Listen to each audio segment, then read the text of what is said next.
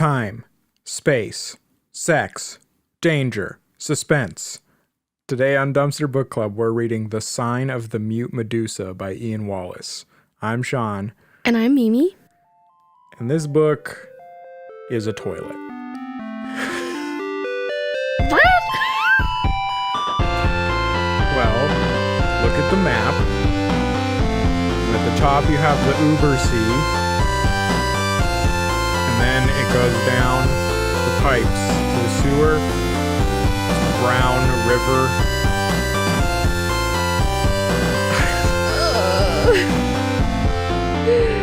Why does this book get a map? It's completely unnecessary, but I wish a lot of the other books we read on this did have a map. I think Silverglass and Web of Wind would have been a lot easier to understand a lot of the proper names of things if they had a map.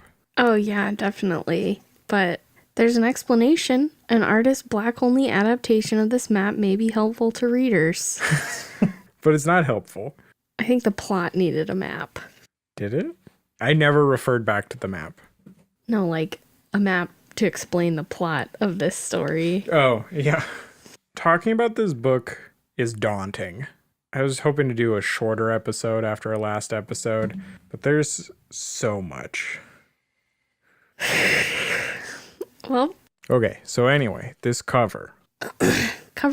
It's fine. There's a city in the background under a biodome, clouds of pollution, dirty river, and then two figures in the foreground wearing translucent beekeeping suits.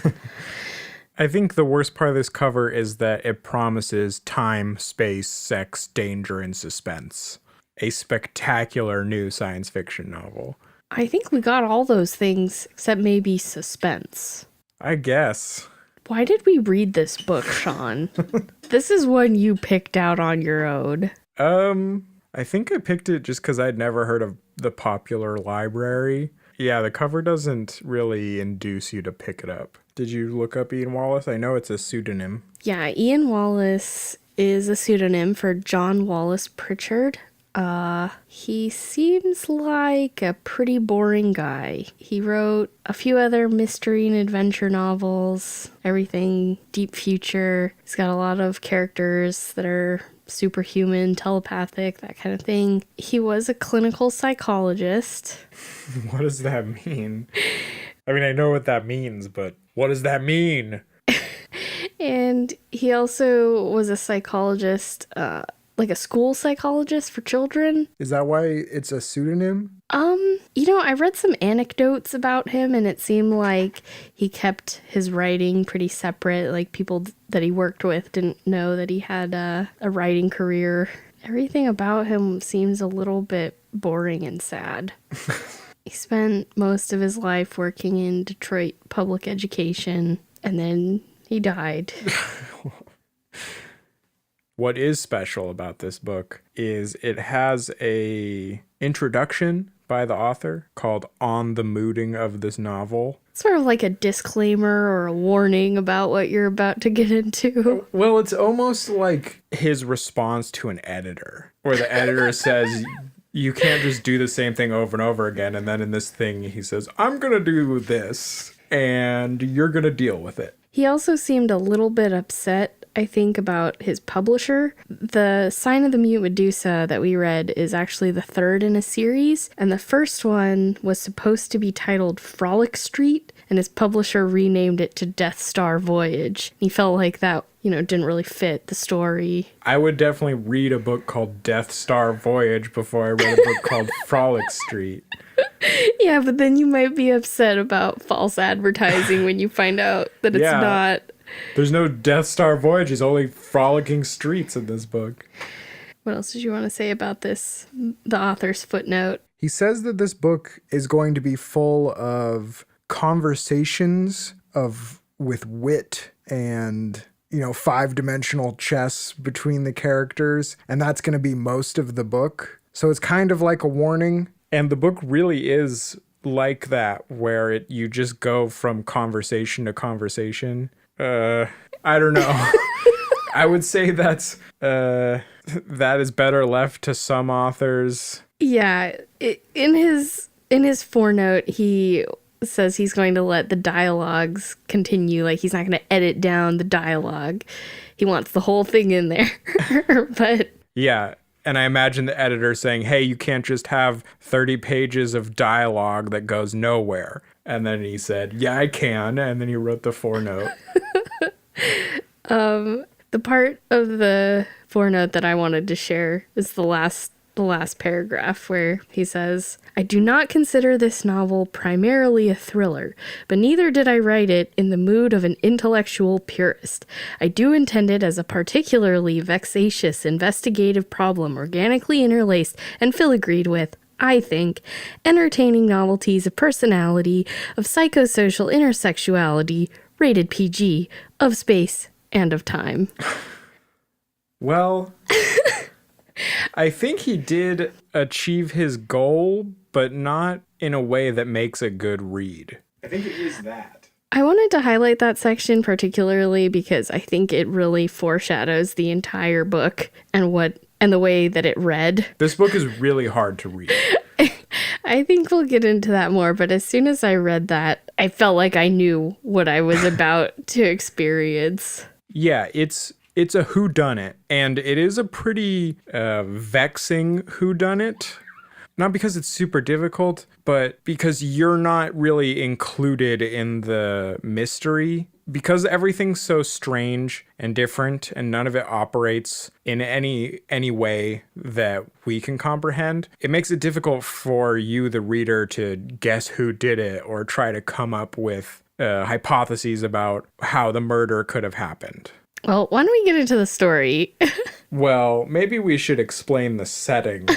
Because the story happens right away, and the setting mostly gets dropped on you about maybe like 100 pages in. There's a big info dump, and then there's a couple more later. And I think it would have been better to just hit you right at the beginning with the setting, because a lot of the mystery is keyed to you understanding where you are and the people that are there. I don't think it'd be very interesting if it just started with like a textbook explaining the world and everything, but it just felt disorganized and very incomprehensible at first because it was just people operating in these ways that you don't really understand. So we're on the planet Turquoise. And this is a planet that super polluted. Industry is kind of taken over and just polluting without any thought to life on this planet. Yeah, and it is for some reason key to, it's like Arrakis in Dune. It's very key to the way space travel and spaceships work in this universe, so that like they can't get these materials somewhere else. So thus they're forced to over industrialize and pollute this one place. It's like a sacrifice for space travel. So the air is poison, the river is poison. The river is so poisonous, it'll melt your skin and organs before you feel it. Yeah, basically falling into it, you're instantly melted. The whole city's under these biodomes so that people can survive, and you can go outside in the little beekeeper outfits. Not only is the air poison and the river's poison, but pretty much all the native species of plant and animal have gone extinct, except for the ones that they've managed to get under the biodome. And even then, because they will not stop, the biodomes are going to stop working. For some reason, only the wealthy upper class are going to survive, and all the poor people are going to die because they're polluting so much. Yeah, it seems like there's not enough like air resources to sustain the size of the biodomes, and things are kind of suffocating over time. They're kind of having to shrink back the livable space. So, and everyone knows this. Are you sure? That seemed like something that was actually uncovered later. Okay, I thought because there were protesters and activists who were fighting. Maybe they didn't know just how bad it was. Yeah, and it seems like even though there are people protesting it, it's still kind of people feel like it's inevitable because, have to keep the economy running and can't shut down these industries. So there's no other way. Yeah, and for some reason, the few native species that they did manage to bring into the biodome will not survive in space. So they can't. They're just going to die. And the most important native species is the Medusa, which are hot jellyfish women.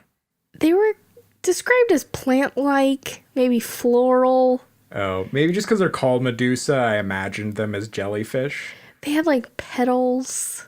They're not well described until much later. Well, it's certainly not something that I would want to fuck. 'Cause, sorry. Not something I would want to intercourse. Okay, so the Medusa and people on this planet have evolved into a kind of sex triangle. How do I explain it? It's this whole book, I think, is a vehicle for like alien sex fantasy. Where there's these Medusa that are so hot and they can have sex with men and they can reproduce humans and Medusa, but only female Medusa. All the male Medusa have died. There's only female ones, and they can only give birth to female ones. And because they can give birth to humans, they only give birth to sterile women. Women on the planet are sterile because of like the environment, basically. Oh. Well, I thought it was because the people living on this planet aren't actually totally human. Like their genetics have been altered based on generations of mating with these aliens. That's also not super well explained or explored. That's what I thought, especially because they're green. They're called humans, but they're just green skin. Otherwise, they're just people. They're green people. Well, people on this planet form three-way marriages where there's the human man and the Medusa to reproduce, and a human... Which are called the husband and wife. And then a human woman who kind of raises the children because Medusa can't do that. Medusa also can't speak. They're telepathic, but doing their telepathy also like merges their consciousness with your consciousness while they communicate. That's only with Father Moiki. They can't do that with regular humans. Are you sure? Yeah, that's why he's special. All right, sure. But what about like the babe? Wait, isn't that what they do with the main bad guy? Well, all the Medusa can communicate with each other. Yeah, and they have kind of a collective consciousness. It's kind of hive mind, but they have separate individual personalities. Well, but I just think it's a little weird that he's created this universe where you have these aliens, these like perfect wives that can't speak, but they read your mind and love you like completely and just do whatever you want. And then they always want to have sex except for a certain period of the month.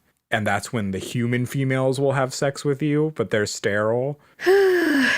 It just seems like this might be the reason he wrote the book and not to do a Sherlock whodunit.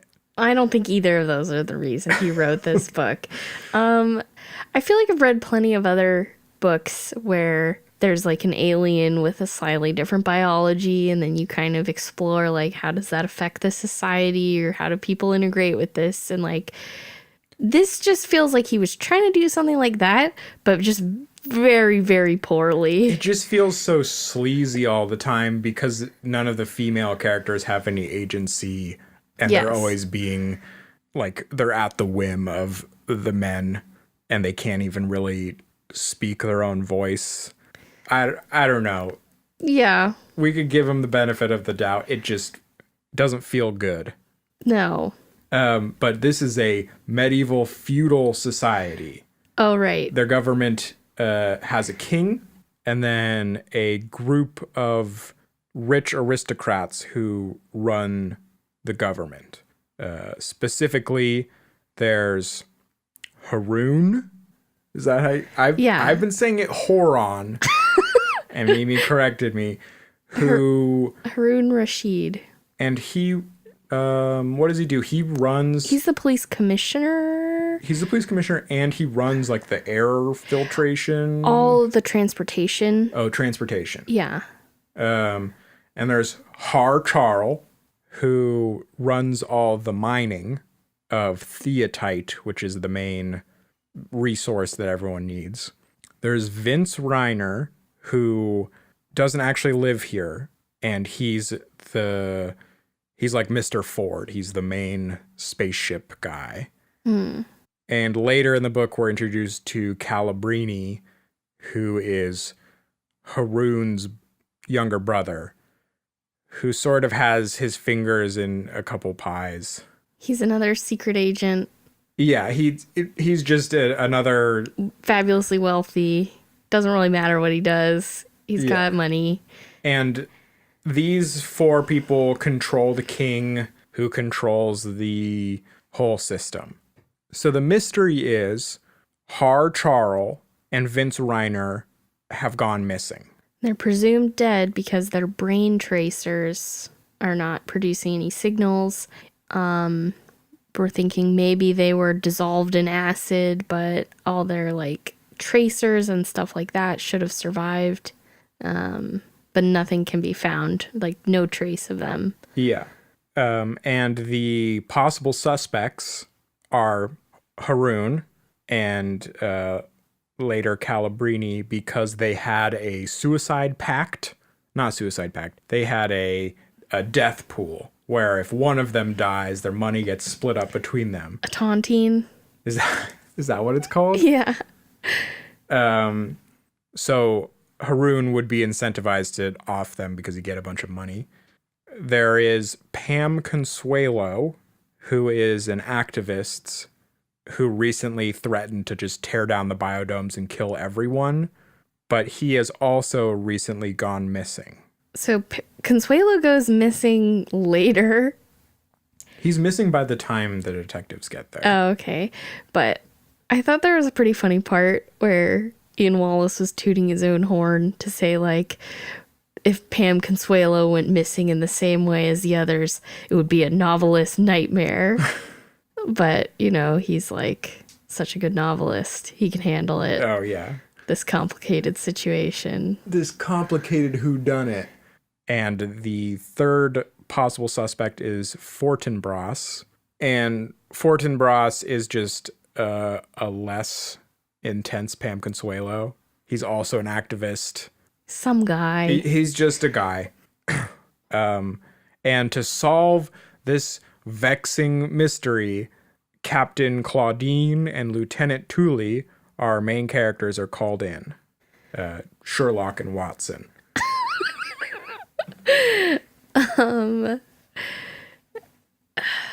Yeah, all the books in this series are around these two characters solving mysteries, and so this is just the next mystery for them to solve. Yeah, so the book does not have anything on it saying that this is a sequel or a book in a series. And on the mooting of this novel, he says that you don't have to have read the previous books. But I think you have to have read the previous book because there's so much stuff that's not explained that don't make any sense. And Captain Claudine and Lieutenant Tooley aren't really introduced very well as characters. It takes you a really long time to figure out what they're about.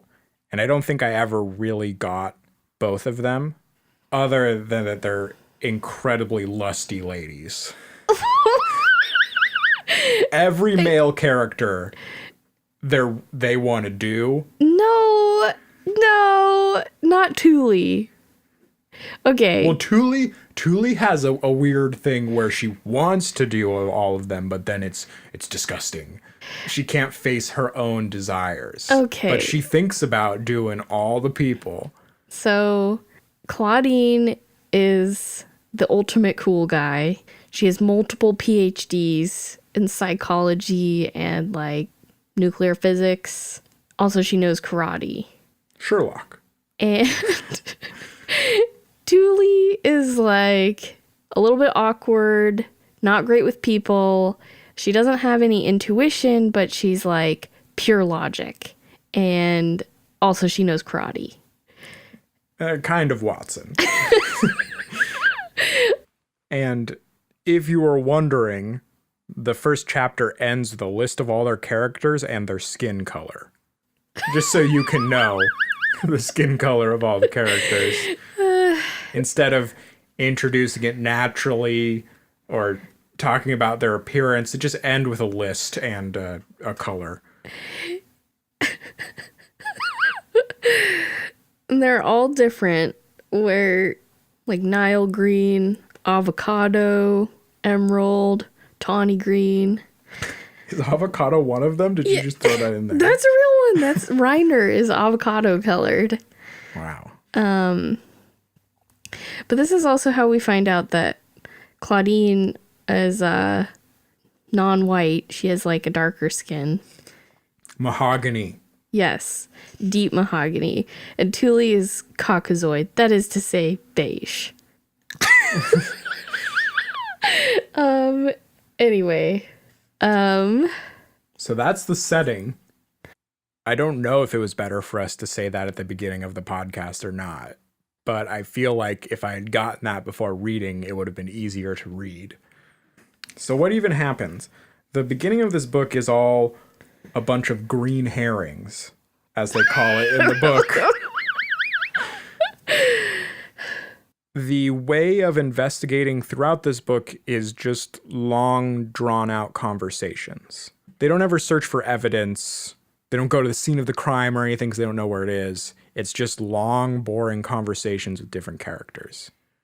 Yeah, I had some issues with Claudine's like investigation, her techniques, because it's all interviews, but it's all interviews with the suspects, because that's the only people that we're really introduced to. Like everyone she's talking to is highly suspicious, and those are the only people she can talk to, and then she has to take their word for things and their explanation of things, like every single thing. And she's a really bad police interviewer too. They describe it as if they're all playing 5-dimensional chess and, tricking each other and stuff. When she's checking people's alibis, she tells them the other suspects' alibis. For example, she was asking Fortinbras where he was at this time. But instead of saying, Fortinbras, where were you at noon on Tuesday? She says, Maria claims she was with you at noon on Tuesday. Is this true? And she's always asking these leading questions, but they always give the suspect the proper answer to get out of it. Yep. And then anytime she like excludes someone from her list of suspects, it's like, oh, he couldn't have done it. He said he didn't do it. And she like believes them because she's got such good intuition or something. But yeah, and if everything wasn't so awkward, and I think if we knew Claudine better, maybe that would work. Probably not. But it's just we're thrown in the thick of it so quickly, and we don't even understand where we are or what's happening. So one of the reasons I thought maybe we didn't really need to read the previous books, maybe they wouldn't have helped that much. So after we read this, I tried to look up some synopsis or like a review of the first book, and while I was reading it, I forgot that it was about the first book, and I thought it was about this one. So I think they might all be somewhat similar in style, but I think her background in psychology is supposed to be how she's able to just figure out things from just talking to these suspects and deciding whether she can trust them or not. It's also really frustrating because all the possible ways someone could have been killed or disappeared are just sort of hand waved away. So when I first read this, I think, okay, some people have disappeared. They just left the planet. And that's quickly hand waved away by Haroun says, oh, I have control of all transportation, so I would know if someone left. And then Claudine accepts that, and that's never brought up again. But Haroun is a suspect. Yeah. And there's so many ways that you as a reader could think of oh, maybe they just buried them or hid them or, did something else. And they just say, oh, no, it's not possible. We already checked on that.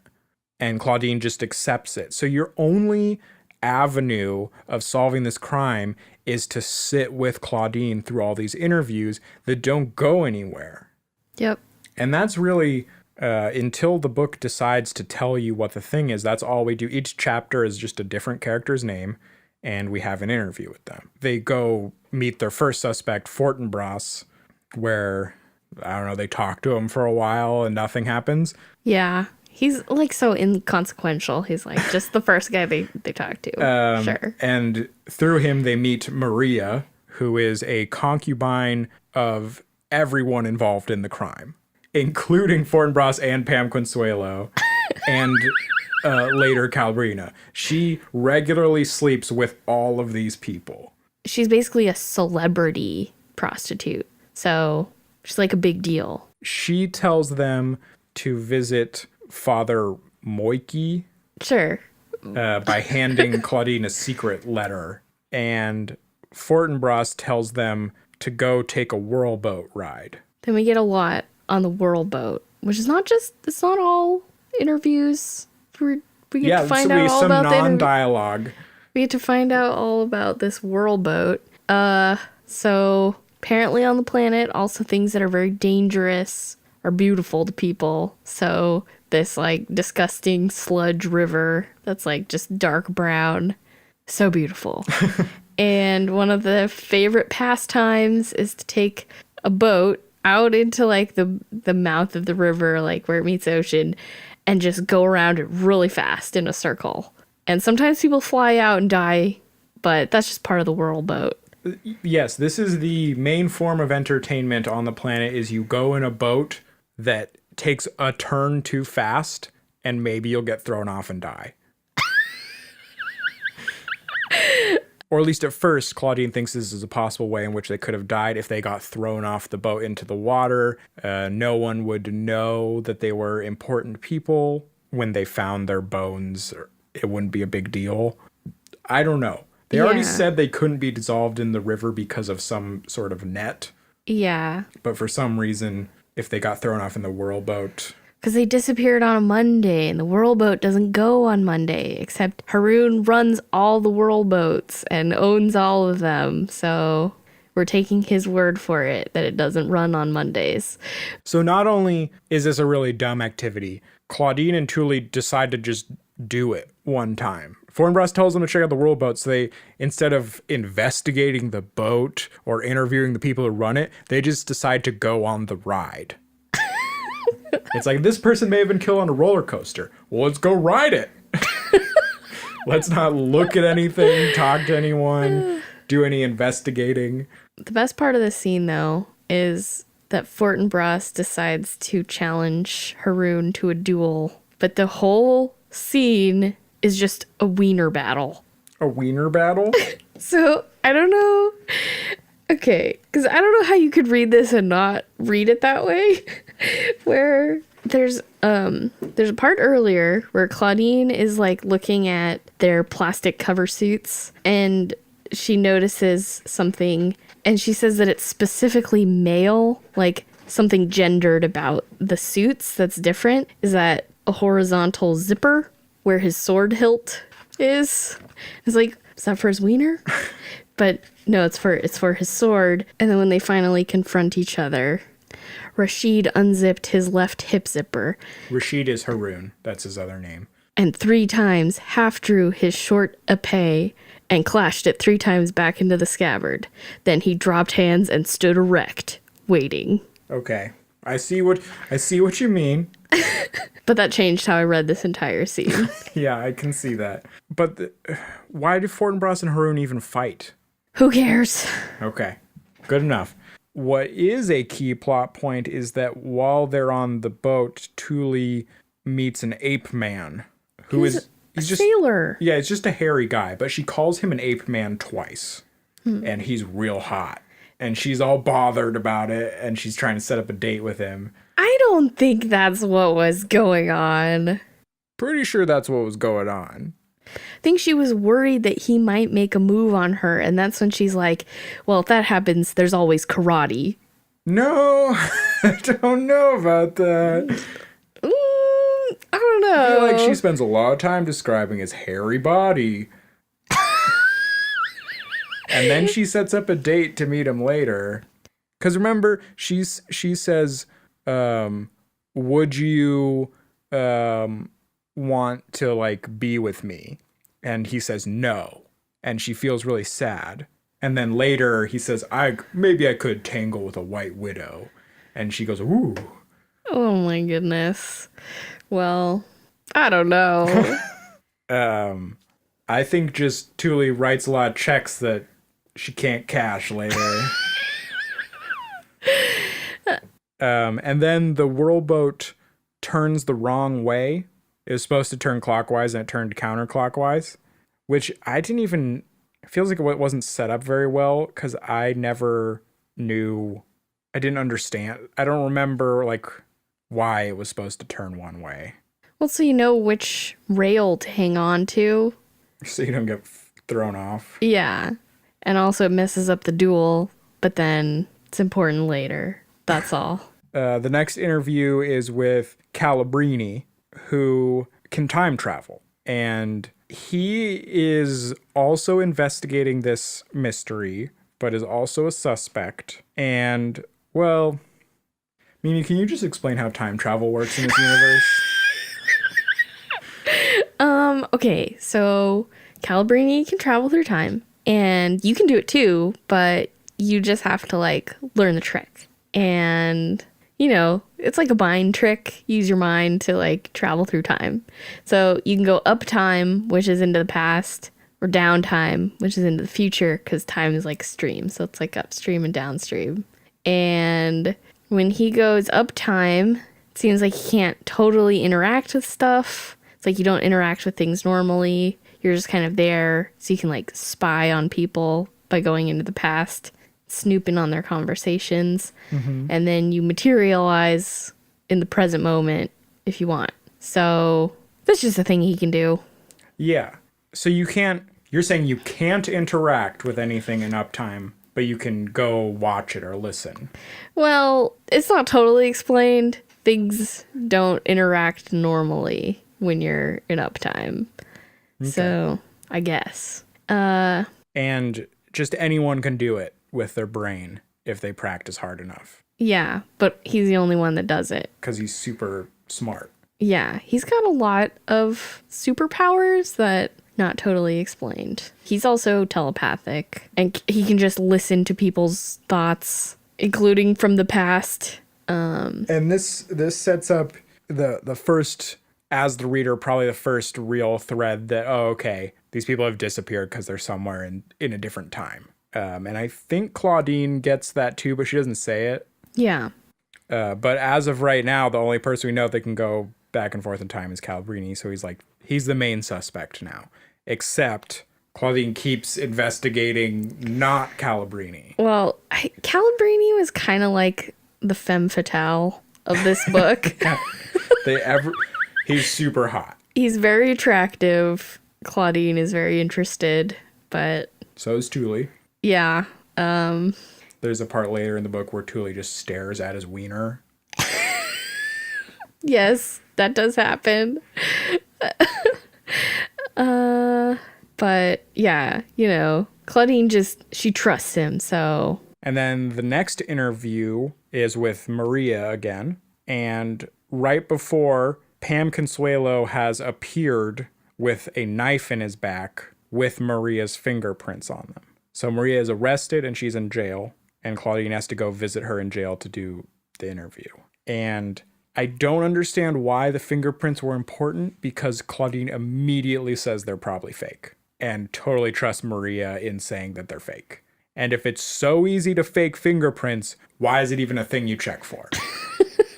Well, only people who are like super rich would have access to the like technology needed to fake fingerprints. But in this case, every single suspect is like the foremost wealthy people on this planet. So, but we're in year like 4,000 or something. Why is it still fingerprints the main way we check for physical evidence. Could be some hairs or some other DNA. I don't know. So Claudine basically tells Maria she's innocent before Maria even opens her mouth. Claudine walks into jail and is like, "Oh, those fingerprints are probably fake. Let's talk about some other stuff that is inconsequential." Yep. And then Claudine goes to have another interview with Fortinbras, who is in a hospital because he lost the duel. And they talk about actually nothing, except they have a moment where they get really close and almost kiss, and Claudine's really into him. Right. And then Fortinbras, he's not in the book at all after this point. I was going to explain there's a trick with all these, it's not really a trick, but in all these whodunit Sherlock things, the way to figure out who done it is just watch the author introduce characters. Because if the author just stops talking about a character, they're not them. So even though Fortinbras was in it, and he was the main suspect for a while, because Ian Wallace just forgot he existed and forgot to put him back in the book, you know it's not him. And characters just drop off. And it's always a completely new character that you didn't know about is introduced, and then a second new character is introduced. And it's always the second character, that like new character that you've never heard of and don't know who they are. Maybe it's even the third. I'm not saying a well-written whodunit maybe isn't like that, but for all of these cheesy bad ones, it's you just follow the author like losing interest in characters and gaining interest in characters, and it's very obvious. Yeah. So speaking of, Claudine goes to have her interview with Father Moiki based on the letter Maria handed her. And Moiki is not actually a priest and is not religious. What? He He just decided to get a church and be a father. Huh. Okay. He can read minds, Yep. and he is the only human who can survive a mind meld with the Medusa. So instead of reading a Medusa's mind, their minds become one, and they all experience things together, and he knows their thoughts and they know his thoughts, which makes him very popular with the Medusa because he's the only human that can communicate with them. And Claudine does that move like the guy in Cosmozoids where she just thinks about other stuff so that he can't read what she's really thinking. This is a really dumb interview because they acted like everything was so important, and Claudine walked away saying she's learned all these things. But as the reader, it's so boring and you learn nothing. So that's maybe the first half of the book is just these successive interviews that you don't learn anything from. And then the mystery unfolds for you in the rest of the book. It was like the last 50 pages when stuff started actually coming together. I guess. This book is 250 pages long and maybe 50 pages of a mystery unraveling. I mean, it's just told to you even. Yeah. Here, let me open this puzzle box for you in front of your face. I made it. So the first thing is Thule is frustrated because she can't decide if she's going to go meet up with this sexy sailor she set a date with, who maybe thinks she's not interested in. She was investigating. She was doing actual investigations she could do some out there. investigating of this hairy man. Investigate him. Okay, so she goes around. Well, so she tells her car to just drive her wherever. And the car ends up driving her to a specific portion of the river where she happens to see the whirlboat driving a little bit weird. And then out from the whirlboat walks Calabrini, Pam Consuelo, who's supposedly disappeared, and Haroon. And it's very shocking. And then they get into a car and drive away and she can't find them. And she just stumbled upon this scene. It was an accident. No investigating was done. None of the interviews led to this. She randomly appeared at a scene of importance. And this from these 50 pages, they all happen at the same, like it cuts back and forth between all these events happening simultaneously. Yeah. So simultaneously, Claudine is having a dinner date with Haroon, and Haroon tricks her into drinking a very strong aphrodisiac. There's a whole bunch of stupid details about this whole like ritual that is like a thing on this planet, but Yeah, the point is he didn't explain the ritual to her and just made her drink an aphrodisiac. And she runs away and meets up with Calabrini. she tastes it and then immediately punches him in the face and gets up and leaves. It's like, I'm really turned on. No way. And Calabrini's the best guy, so he doesn't take advantage of her, because that's how great he is, that he wouldn't take advantage of her, and gives her an antidote. Then Calabrini just explains the mystery to her. It's almost like in an adventure game when you can't figure out what's going on, so you go to the internet for some cheats. Ask for hints. Because Calabrini just like lays it all out for her. Well, at the beginning, he even said, like, that he had a bunch more information, but he wasn't going to say it until she figured it out. But she never does. Or I feel like if this author was smarter, it could have been Claudine bluffing her way into knowing. Because Claudine's like, oh yeah, I totally know. And then Calabrini just burps it all up for her. And He blurts it out. I thought that would have been funny, but I don't think that's what happened. I think No. Claudine's doing a Sherlock, except Calabrini's the one who explains it all. And so what happened was all four of the rich people, Calabrini, Haroon, Vince, and Har, all agreed to send Vince and Har into the past. Their plan was to send them into the future Oh. so that they could recover them 2 weeks later. Okay, yeah, So- you're right. They were going to pretend that these two people had died to get Pam to do something drastic so that they could nab him and put him in jail. Because Pam hates them because he's an activist and he's trying to stop the pollution of the planet Turquoise. So Pam didn't actually do anything drastic. Yeah, he decided not to because he was concerned about these people that just disappeared because he didn't know about the future stuff or the time travel stuff. And then they didn't show up in the future when they were supposed to. So And then after the 2 weeks had passed, when Vince and Hart didn't reappear, then Pam disappeared. So Calabrini's pretty sure there is some foul play. But he says it's impossible for someone to mess with the controls of the time pod. But then the solution was someone did. to send them into the future, they had them in a pod tied to the whirl boat, right? Yeah. And that was like, I was assuming it was like maybe there's limitations to how far into uptime and downtime that he can go himself, or like he's not able to carry that much stuff with him. But they have this whole pod and they like whirl it around super fast. And it's like Back to the Future where you have to get it going fast enough. So you do the whirl boat and let it spin around to travel into the future by 2 weeks. But why can you time travel both just with your brain and by being in a little pod under polluted water that spins really fast? Why are those the two ways to time travel? That's not explained. That's what they're supposed to be investigating. And I feel like if they had just told Claudine this in the beginning, she would have had a much easier time figuring out the puzzle. Because Fortinbras didn't know anything about time travel. But he was the one that told them to go to the whirlboat. And why did he do that? I think it had something to do with him wanting to duel, and he just said it. Like, But that was important that they went to the yeah, whirlboat. but Fortinbras didn't know that.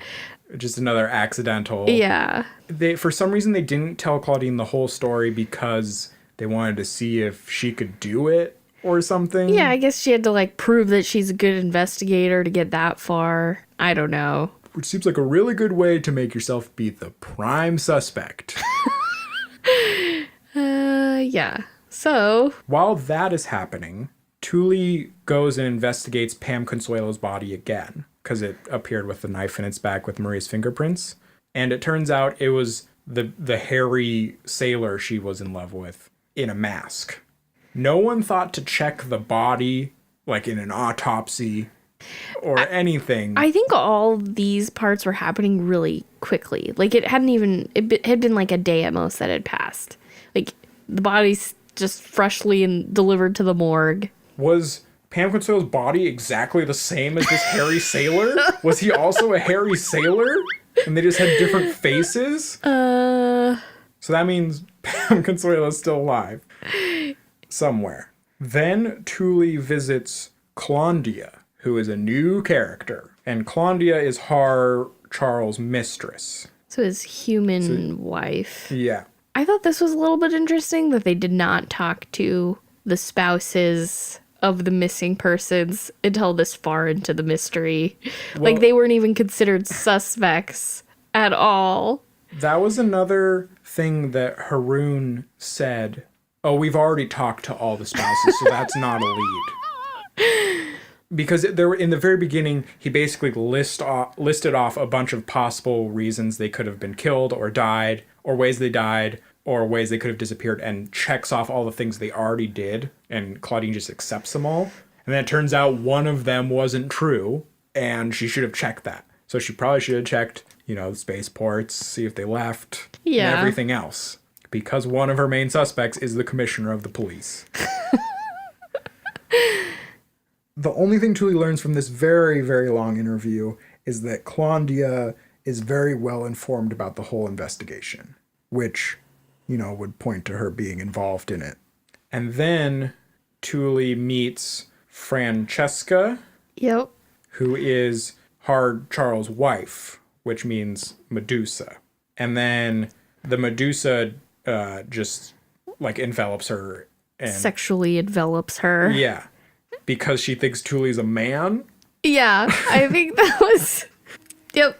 And then Francesca spits her back out. Yeah, because she's not a man. Medusas are also blind, I think. Yep. Anyway. Couldn't she just read her mind, though? Yeah, well... And then the mystery's solved.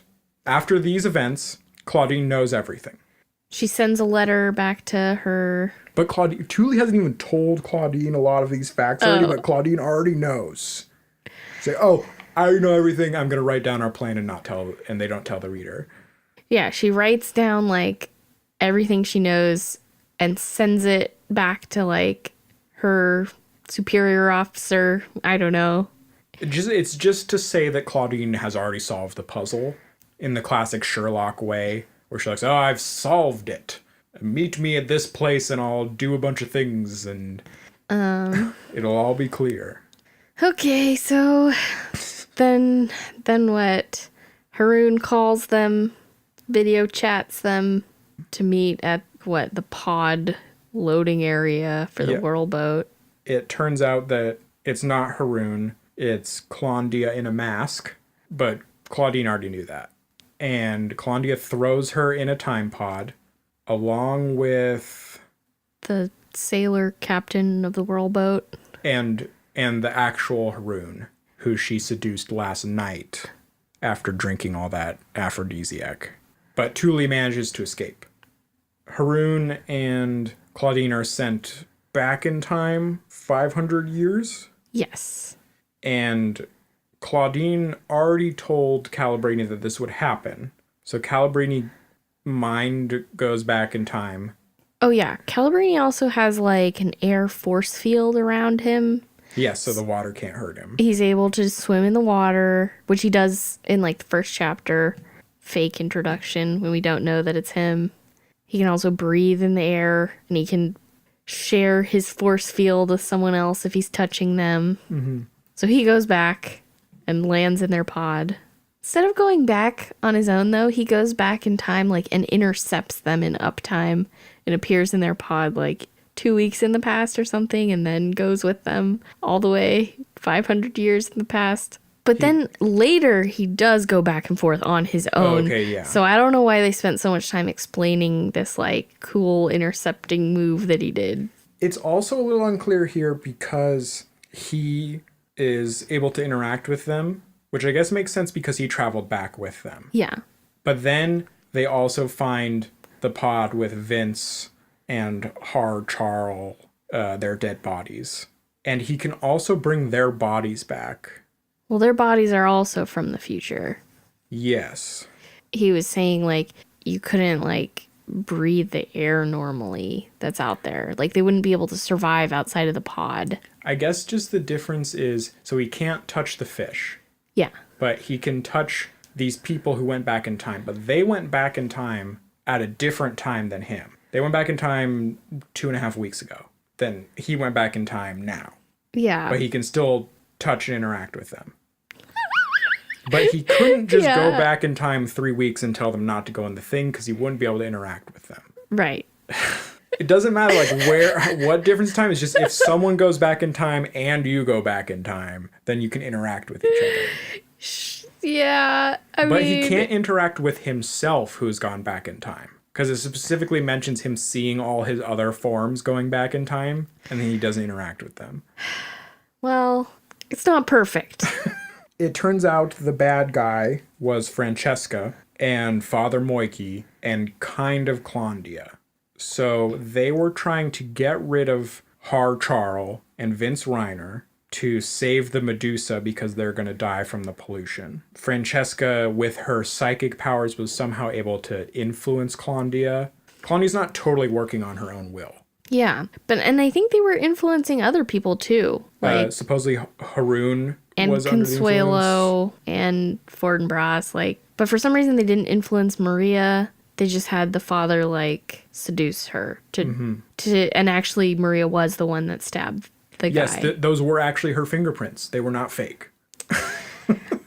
But not something she would have done normally because she wasn't even being mind controlled. The only way they find out all this information, even though Claudine already knew it somehow, is that Calabrini goes back in time and reads Father Moiki's mind at various times in his life.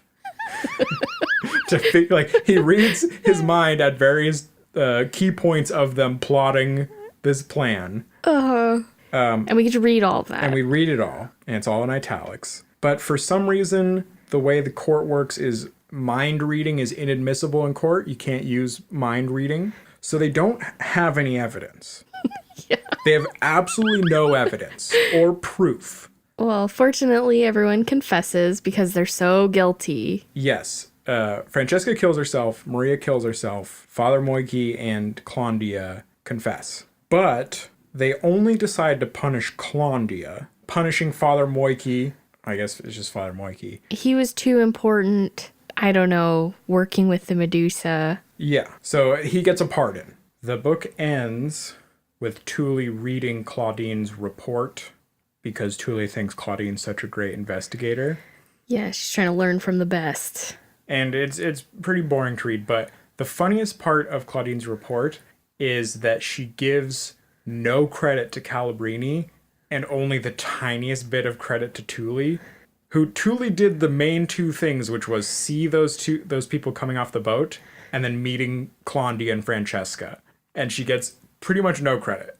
So I'm positive this is how Claudine has become the top investigator, is she just lied her way to the top and takes credit for other people's actions.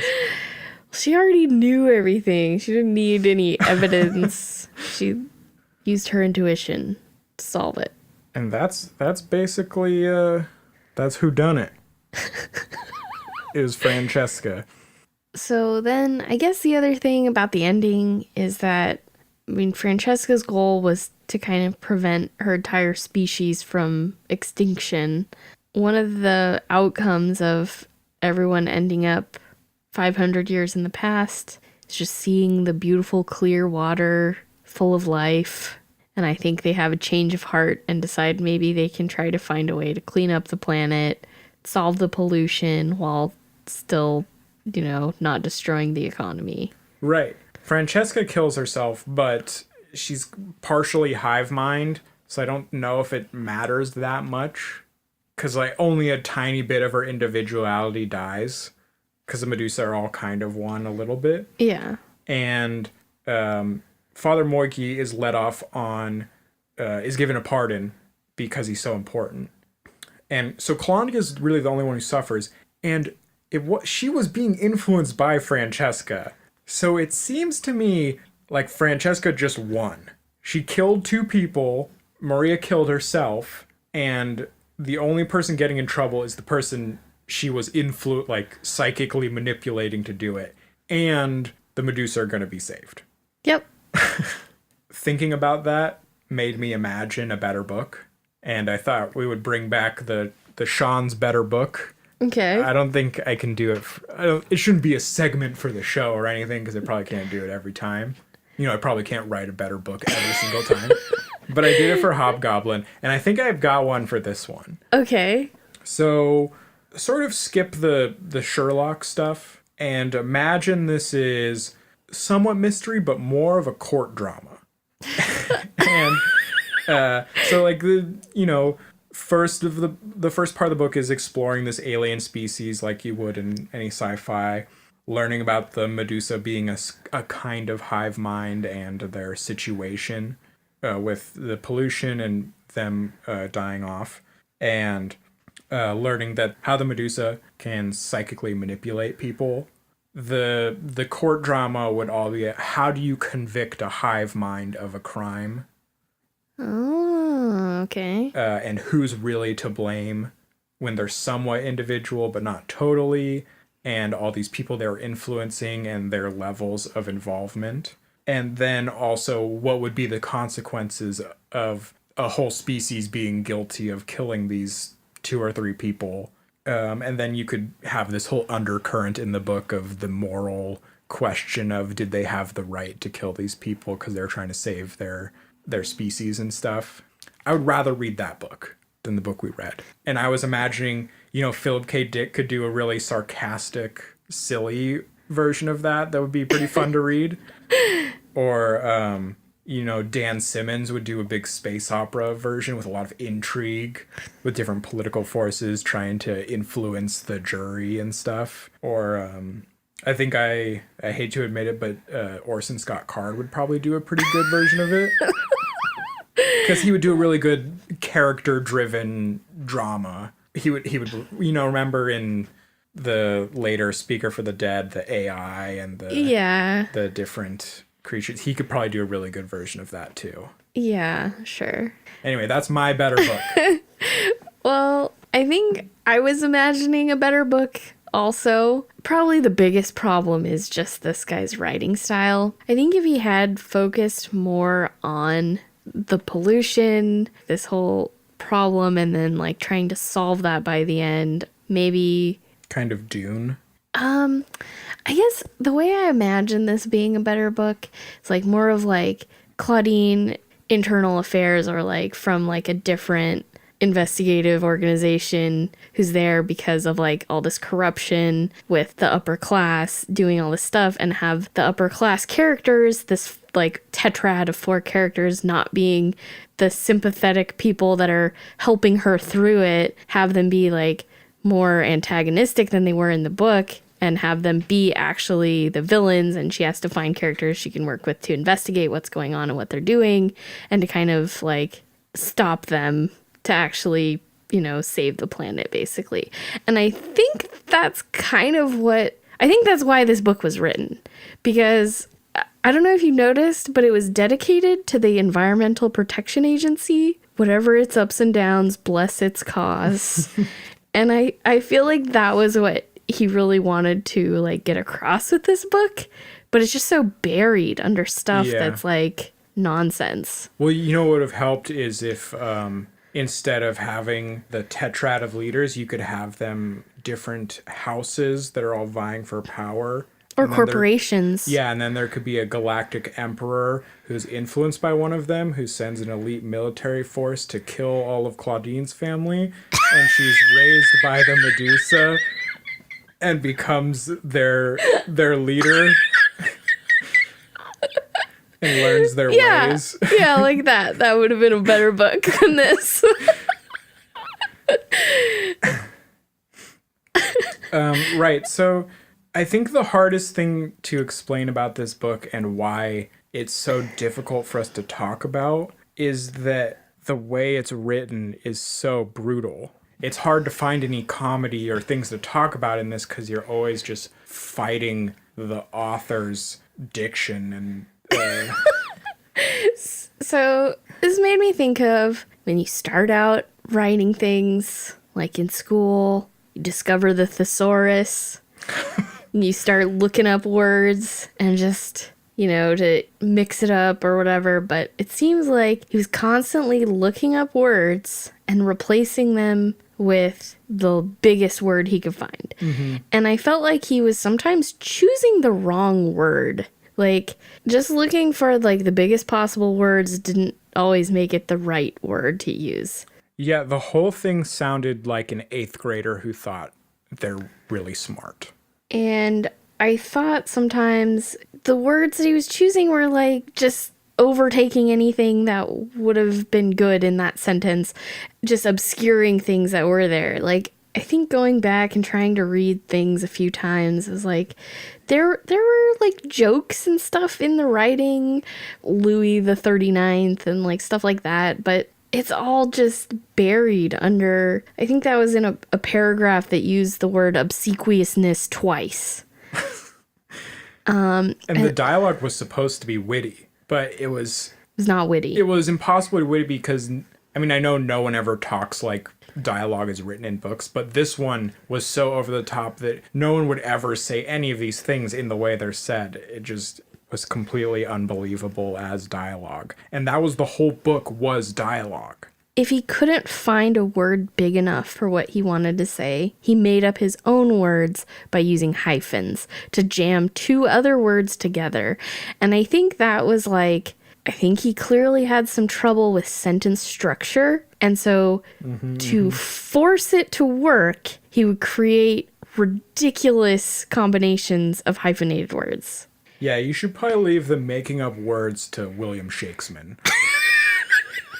Well, so I had a game for this book. Oh, God. I'm not gonna do it. No. So basically, flip to any page in the book and first person to find a hyphenated word. Okay. So, hold on. Ready? Go. Stirrup cup. All right. Are we going again? Yeah, you can count it. Okay, go. Taxi materialization. God, you're so good. All right, ready? Okay. 1, 2, 3, go. Pressure thrust. That's a good one. Yeah. Oh no, do I have one? I also have death risk. Oh my god. Whirlboat. That's hyphenated. I don't know. Maybe we should end on pressure thrust. All right. But it's almost every single page. Like, while I was practicing, I couldn't find a page that didn't have hyphenated words.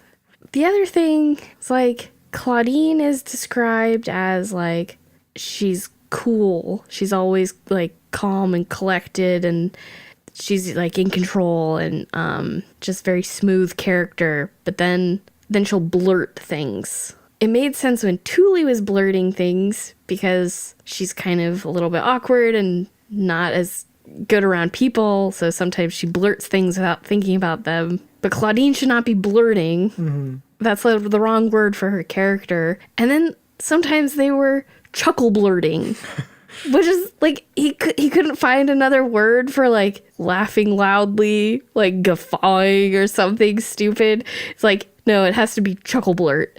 And if it wasn't that, they were ejaculating things. Ejaculate's just a normal word for speaking. I ejaculate all the time. I don't get the joke. I think we both have a few things we want to read to show off this book. Really give you a sense of what the writing is like. I think the first one is me. Yep. Unseen by them, Calabrini, who had been drifting on the shadow marge of the precious present, stopped listening and moved uptime several hours. His heart was heavy, yet curiously buoyed. The first time objectification of his concerns had been at once painful and purgative. The ostensible flippancy covering the intensive carefulness of the mistress captain had pleased his aesthetics and his conscience. This combined with the amusing appealing, that's a hyphenated word, bumble prudish, that's another hyphenated word, alertness of her lieutenant brought into high eminence the possibility of final truth. And this eminence, ironically, exacerbated his guilt while hardening his determination. He chuckled, part of his complex mood was that his stated condition, requiring evidence as a prerequisite to confession, put it all comfortably off a bit. He frowned. Another part of his complex mood was that her presentation of evidence would oblige him to confess.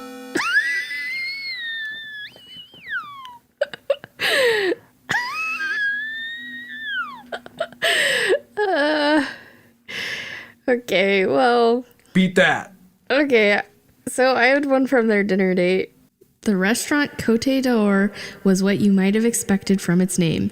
An elegant period piece, vintage 20-3rd century, golden-opulent neo-plush as to decor, glassine-dim as to ornate chandeliering with conservatively uniform maitre d' and garçons who tempered their manners along a scale between obsequiousness and hauteur according to the infallible nicety of their customer-discriminations. There's a double hyphenated word. But it's a future word, so it's okay. Golden opulent neo-plush. Moigi appeared to wince, and then liquidly he flowed over her. Space, time, and theory. He has developed a working philosophical hypothesis that the treatment of time as a fourth dimension of space is purely analogical for working purposes. Real time, he feels, is an autonomous continuum, given artificial stratification by evolving material event arrangements, different in kind from space and therefore not describable in terms of spatial coordinates. They tried to explain time travel multiple times in this book, and each time it was like that. This poops thing? I don't know what that is. Yeah, there was a chapter that starts where Thule poops on some papers. Pooped on papers. Thule at 2 told Khazar truthfully that she wanted to get out and nose about a bit. Of course, you found the one part where they used the word poop. Why was she pooped on papers? Okay. This book does that thing. I guess other people don't mind it. I don't know. But I just think it's a bad idea to reference better books in your shitty book. Because every time I hear about another book, I just wish I was reading that book. Yeah. So throughout this book, they're referencing Dumas. And it made no sense. Like, okay, Claudine is introduced to the first character, and she decides that he's like Porthos from the Three Musketeers. For no reason. She just decides that. Whoever thinks of one of the Musketeers, not the entire unit, and their relationships to each other within the three of them. Like, that, this guy is just like that one Musketeer. But then as she's introduced to the other characters, she decides they're all like the other Musketeers. But they're nothing like the Musketeers! And this isn't a little moment in the book. This happens this is a very continuous thing. And I thought the funniest part of referencing the Three Musketeers was when Calabrini gets introduced and she's like, oh, I forgot about D'Artagnan. This must be D'Artagnan. How do you forget about D'Artagnan in the Three Musketeers? Yeah, but also, then she starts using that to solve the mystery, as if... As good as evidence as any other evidence she has. There's a part where Claudine has a little book report where... Hold on. She frowned painfully, remembering a post-medieval 20th century novel about a youth who was being shielded from the war draft only by his college enrollment, who was a freshman, who would become totally vulnerable on graduation 3 years later. Incredibly, despite brilliance, he flunked his freshman year and dropped out. The underlying reason why was implicit clear in the novel, and the principle applied here on Turquoise 5 centuries later. What book is she talking about? I don't know, but it sounds way more interesting than the book I'm reading. And what did it have to do with anything in this chapter? Nothing. I think there were quite a few references that I didn't get because I'm, not as well read as Ian Wallace, I guess. Yeah. But among the books that are referenced are Three Musketeers, The Man in the Iron Mask, Sherlock, obviously, Brave New World, various Poe mystery stories. And every time I just think, gosh, I wish I was reading that instead of this. Especially telling the synopsis of another book seems like a really bad move. Because just imagine comparing the two synopses of these books. I would go for that other one every time. Yeah, I mean, instead of just name dropping all these other authors, probably should have, stolen a little bit of their style Yeah, or their plots or something. So, unlike a few of the books we've read on this podcast, I'm positive Ian Wallace did a first draft and a second draft of this book. Because there is a part where he messes up. There's a paragraph where, in the interview with Claudia, where Claudia's last name changes from Claudia Charles to Claudia Calabrini. And she says how she's very concerned for her husband, Har, who is dead in our story. So I think originally Claudia was Calabrini's wife or mistress. Huh. And it just, her name changes and her concern for her husband changes for one paragraph in the interview with Thule. And I read it a lot of times. I missed it. Yeah, so I could see that there's so many other things in the writing distracting you, and the Calabrini, Claudia, Claudine are very similar names. But I don't know, the names changed. And I think this was just a spot that he missed that he decided to change after his first draft. I know that you think Thule is autistic, but I think maybe at one point Thule was a robot. Oh. Or it was supposed to be revealed that she's a robot, because in this book there's an asterisk when someone asks Thule her name and she refuses to tell her full name, and it says, read Death Star Voyage to find out the origin of Thule's name. Oh, yeah. Which is silly and dumb. I like that little advertisement for his other books that he dropped in there. But it made me think, oh, maybe Thule's like an acronym. Oh. And there's just other things where when she's interviewing Claudia, she's like, all right, interview routine B9. Oh, that didn't work. Okay, now interview routine 3A. Yes. And then there's a part when they're about to get in a fight and Claudine yells at Thule, like, Thule, plan A, activate. And then Thule, like, kicks a guy in the face. So maybe she is just a big weirdo. Well, yeah, I thought, But maybe she could be a robot. yeah, I guess we'll have to read Death Star Voyage to find out. I would never read this. Author again. This was, at least in Probability Man, there are exciting or weird things happening. In Probability Man, also, it felt like you could kind of tune out for a part and it didn't matter. In this, I was trying to figure out the mystery. I thought these details were going to matter. I was trying to understand them, and it was horrible. I think Sign of the Mute Medusa was one of his later books, at least, towards the end of his writing career. I can't imagine the earlier stuff being any better, only worse. So who do you think this book is for? Well, I thought this might be for fans of the eco-thriller genre. Which includes books like Zodiac and Eco-Thriller. But even then, I feel like it didn't really explore those themes enough. Who do you think this book is for? I think someone who likes mystery stories but isn't particularly discerning about their mystery stories might like it. I don't know. I'm trying not to say no one every time on every episode. This book was very difficult to read and very long, or it seemed very long. Yeah, it wasn't that long. It was just... All right, so I think this book's for no one then.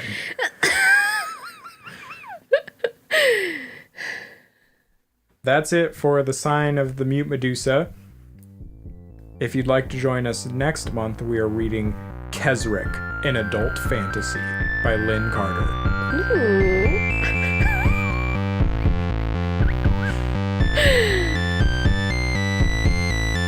I feel like we're gonna get in trouble next episode because I'm just gonna say it's gay.